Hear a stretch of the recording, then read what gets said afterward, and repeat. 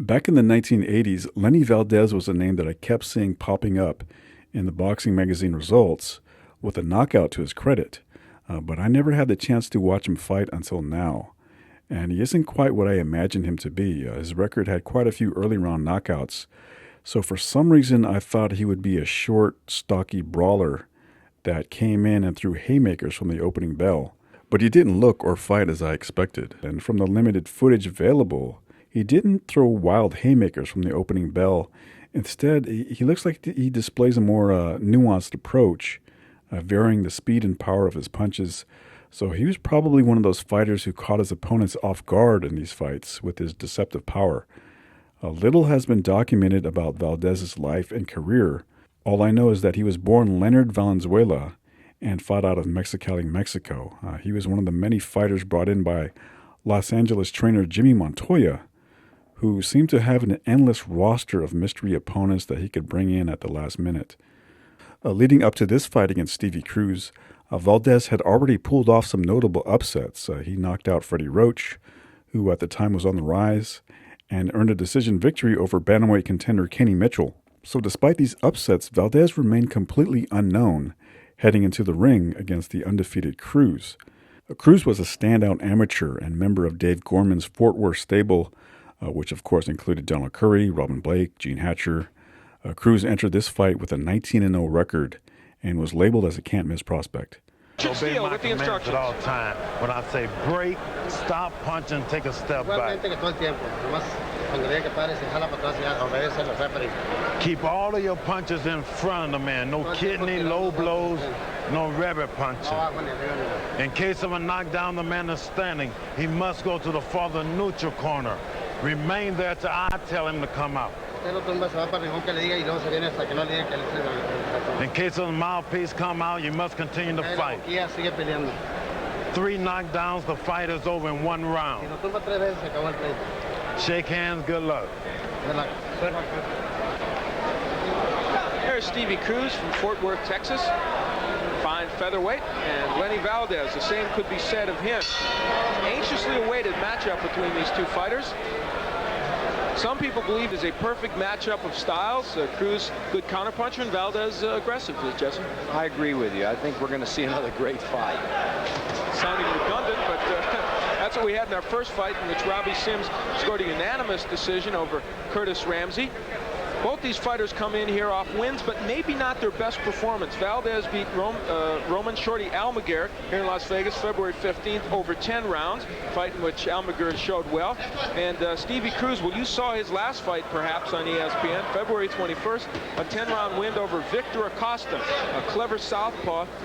Many people believe that Acosta might have won that fight. And Jesse, I'm going to put you out on the limb. What do you think of that one? Well, I definitely think Acosta won the fight, because I think he was awkward and he was using his speed, and it seemed he was landing 3-1 of Cruz's punches. So I feel he won the fight, but I think it was great experience for Stevie, and I think he's going to come back and show the people that he is a great fighter, and he is. And indeed now, in there against Lenny Valdez, Cruz is showing us a little more foot movement than we've seen from him in the past. And one of your criticisms of him has been that he's usually right in front of a fighter. Yes, definitely. I think they've done a little schooling. They've learned something from the last fight, and he is a great fighter, and he's constantly concentrating on his man. He's got good concentration. Now Stevie Cruz had a wonderful amateur career. Oh, there goes a right hand, sends Cruz down, and as a pro, things aren't so wonderful right now. He looks really hurt. Lenny Valdez has power, that's for sure. We saw him put out Freddie Roach in 1 round. And now Stevie Cruz gets the mandatory 8 from Richard Steele. A shocker here at the Showboat. Lenny's got to concentrate more on the body and work to the head, like that. That's Cruz, what's going to do it. Cruz in trouble, takes a right. He's out on his feet. This may be over. Stevie Cruz is up.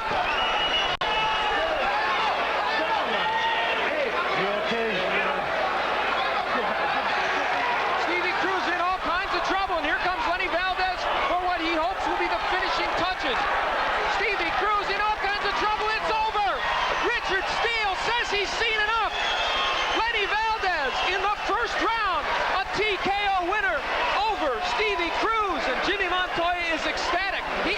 Stevie Cruz. Definitely. You know, that's a sign where a fighter just got hit and hurt and couldn't recover. We saw that man, Lenny Valdez, do the same thing to Freddie Roach, and he is now celebrating a first-round TKO win over young Stevie Cruz. Cruz, a 20-year-old from Fort Worth, Texas, undefeated at 19-0. I'm sure did not expect this kind of treatment in the first round from Lenny Valdez. Cruz was pumped up for this fight, wanted to atone for the Acosta problem, and he ran into a buzzsaw. Let's take a look at the first knockdown, Jesse. Nice little short right hand by Cruz, but he got hit with a right hand. And a left hook by Valdez, I think, finished the problem. Let's take a look at the second knockdown. Oh, two nice punches.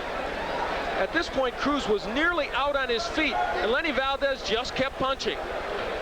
And at this point, it didn't look like Cruz really had himself together. And then finally, this was the point at which Richard Steele said that he had seen more than enough. Richard Steele did an excellent job.